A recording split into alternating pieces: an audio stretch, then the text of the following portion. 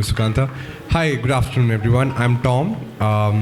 I'm leading marketing at group level for VIDA, which is actually part of Sing Fuels.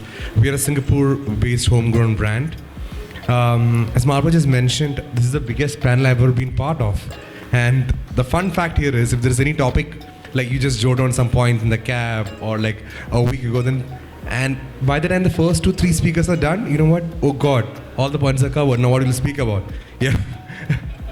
I think sad luck for the people who are gonna talk after me right now, because I think the points they'll be speaking will be a little repetitive. So I agree to speaker one and everything. That's a fun fact to start with. So anyway, when VIDA, we have been in the industry for the last 20 years, and we're a Singapore-based homegrown brand, and we are into multiple industries like oil and gas, technology, lubricants, and so on and so forth.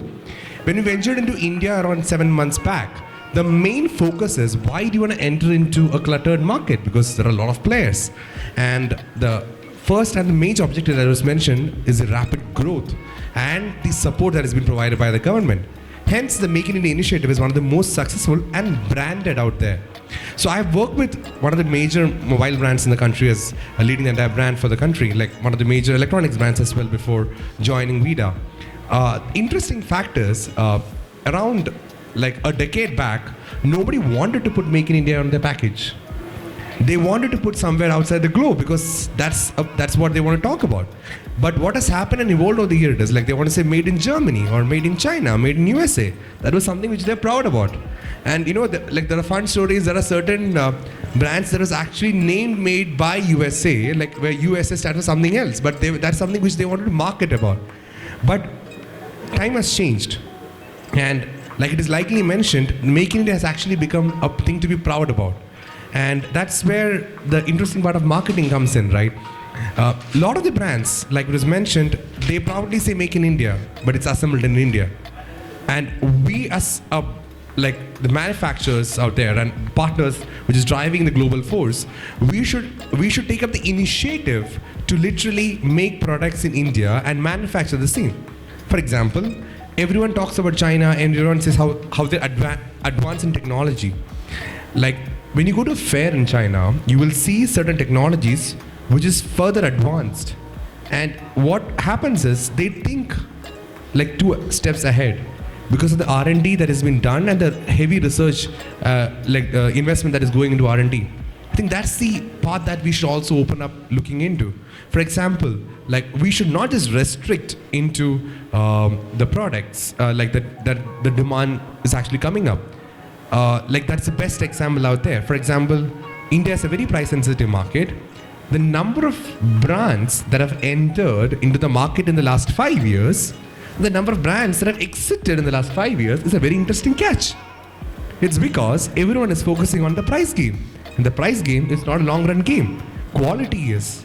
And that is the most important factor that I want to present to you, ladies and gentlemen, because if you're looking as the price game, it's not a game that will not drive you for more than like 3 to 4 years. You might be able to capture some market. You have seen certain brands that have captured 2-digit percentage share. Now they have dropped to single digit and now they're actually going to a menial degrowth.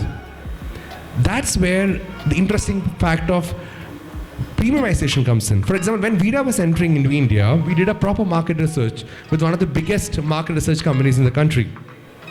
And we realized, you know what? We don't want to do the price game. We want to do a premium game. We want to produce products which will last and which will ensure that people want to own it and be proud about. Everyone might buy a product that's actually very cheap or very affordable in the initial stage, but they want to upgrade themselves. That's the game which as manufacturers we should also focus in, because we should be able to provide that facility to the brands out there. What happens is, if you're not able to do that, they will actually go out. There comes the most important factor as well, which like Sukanta just mentioned, right? We are meeting our local needs and demand. And the interesting fact here is, why should we just restrict ourselves to local demand? And because out there in the globe, the market is wide, and we should take our Indian flag out there and like make it something that we can be more proud about, and a tag that can be wear upon and people can say it's proudly made in India, which most of the other countries have branded themselves, and we are in the right path. Like, that's exactly what I would like to mention. And all the brands out here, all the manufacturers out here is actually with that same goal. We want to take the Indian flag out to the globe, telling that we are proud Make India brand. And that's the fact of marketing as well. For example, like a while back when I was working for a brand, literally the product was literally assembled in India, and I asked this question to the product manager: why don't I put Make in India on the brand? It is not made in India. But it's good, certain benefits and everything. But fun fact here is, we should be proud, and because they are proud to get this factor as well. And hence we have seen this has transitioned over the period of time as well.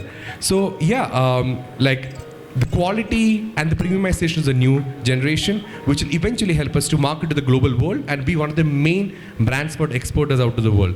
Thank you, gentlemen. Yeah.